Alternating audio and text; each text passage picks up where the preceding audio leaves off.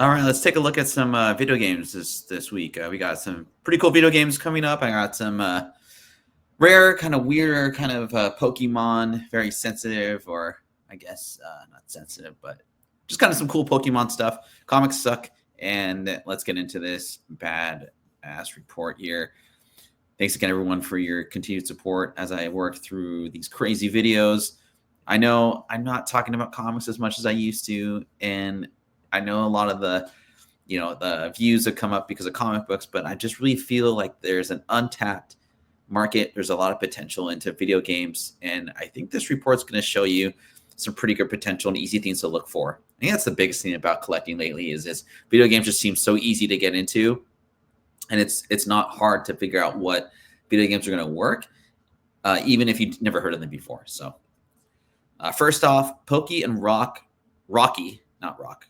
Number 2. Never heard of this game before. Saw some clips of it on YouTube, and I thought it was pretty fun looking. It's very campy. I don't even remember seeing this when I was a kid, but nonetheless, $227 for a CIB, not sealed. I imagine this is not a very huge print run, and we're going to look into print runs a little bit later. Video games, oddly enough, just due to the price point and what have you, were printed. A lot of copies were printed per game, so when you get into the less than 7-figure mark for a video game or less than $500,000, I feel like that's pretty rare, but I guess we'll see what the market says. So next up, Battle Chasers Night War. I just want to talk about this just because I was looking for like role-playing games, turn-based style, a smaller kind of figure with a great story, and Battle Chasers was probably my greatest tease of all time when it came to comic books. Joe Madureira came out with just amazing writing, amazing artwork. He was one of my favorite, if not my most favorite artist, probably second to Mark Silvestri. He mixed anime and fantasy in a way that I don't think you'll ever see again, oddly enough. But if you like that type of genre, check out Joe Mad's earlier stuff from the mid-90s. I mean, he just killed it. But $30 for a sealed version of this video game. I'm curious to play it on a Switch just because I like the portability factor of this game. But nonetheless, I don't know if this is going to go up in price, but I feel like if I play the game, kind of do a little research on this story, this could be a cartoon one day. And I don't know about live action. It seemed like this would be really expensive, but I guess we'll see. Next up, Darkness Sanity's Requiem. This is for the GameCube plus 4. It's got to be less than $100 just because GameCube was definitely garnered towards little kids. And I mean, what little kid wants to play, a horror game on the GameCube?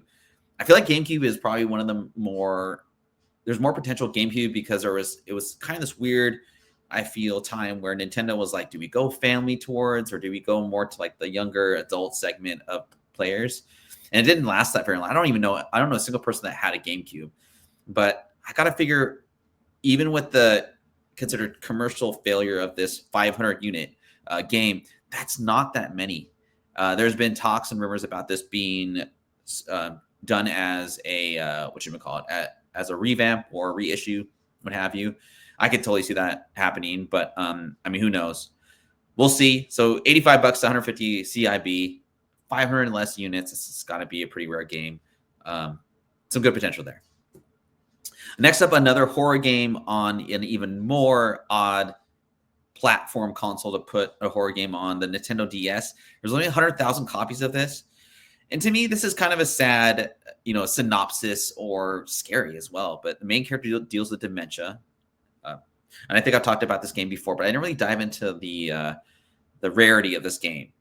I mean, I got to feel that, like, if you have a DS horror game and it's considered one of the most popular handhelds ever, I'd grab 2 of these for $100 each in CIB. If you can find a sealed copy, like, dude, hold on to that. But I feel like there's not enough press about this game to lower. It's not a huge studio. So yeah, I would think this would be a pretty good thing to go after if you can find it for a good price. Sticking on the horror realm here and the smaller consoles, I love this game on PS. I love my PSP. It's a great system. $150 for this Silent Hill game on the PSP. I'd say go get one for $150. I mean, you have again, this is going to be a very rare game. I think the thing with these horror games in general, unless it's on a Switch, you're not going to really get that effectiveness you'd have like on the big screen because the screen is so small.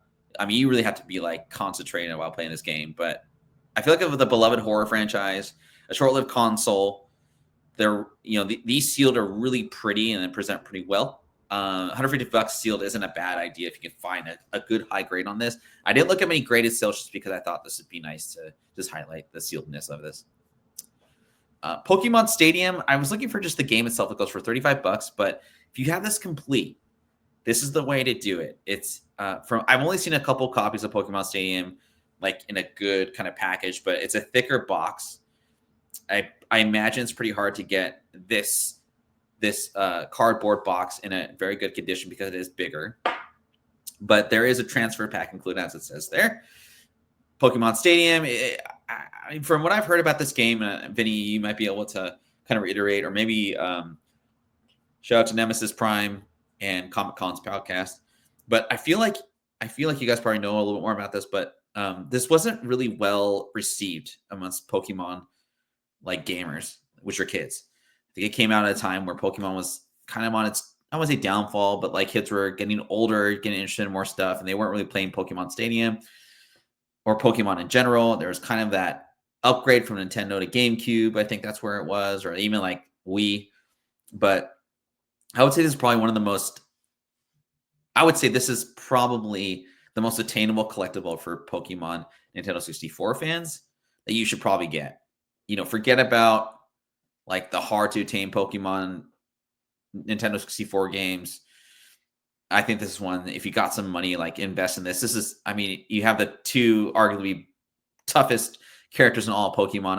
I wouldn't say most popular, but like Charizard, man. I mean, like that's the first generation. When you were a kid, you wanted Charizard on your when you open packs of this, guys. But $3,500 for a great condition. I don't know if it was sealed, but it's a great condition Pokemon Stadium. There is also the console version, which actually goes for a little bit less, which I thought was interesting. Probably just because it's hard to like lug around a whole console, but I thought that was pretty cool too. Sticking with the Pokemon theme, Pokemon Sapphire. This is my quote-unquote flip of the week, but be kind of careful with this. It's a Game Boy Advance game. $375 for a 9.9. I mean, if you got this on a Whatnot sale, for example, for like $40 and got a 9.9, I mean, that's a pretty big return, almost 10 times your return. 9.8s go for about 150 to 200, but I mean, honestly, it's not impossible to get a 9.9 if you get a good copy, but I wouldn't pay more than $40 for a sealed version because I have seen 9.8s go for like as little as $80. And I don't know, it's just like the market's just not playing very well with anybody, but anyway, so $40 for this. Don't go higher than that. And that is the end of the show. Yeah, so I got some comments there. But pretty cool list for this week. Nice and short, only 8 video games for you guys this week. We are going to come back live once a month on a new show, new concept that's going to be still comic book related, very heavily video game related, and some other properties. You got some new experts in the know, and kind of the thing with the new show is we're going to look at every aspect of like investing or flipping or whatever into different segments, and then we'll see which particular topic we go about is the best one of the 4, 5, or 6, whatever we talk about. So I appreciate everybody watching. Click that like button, subscribe, tell all your friends, and we'll see you, I think, tomorrow and live very soon. Take care.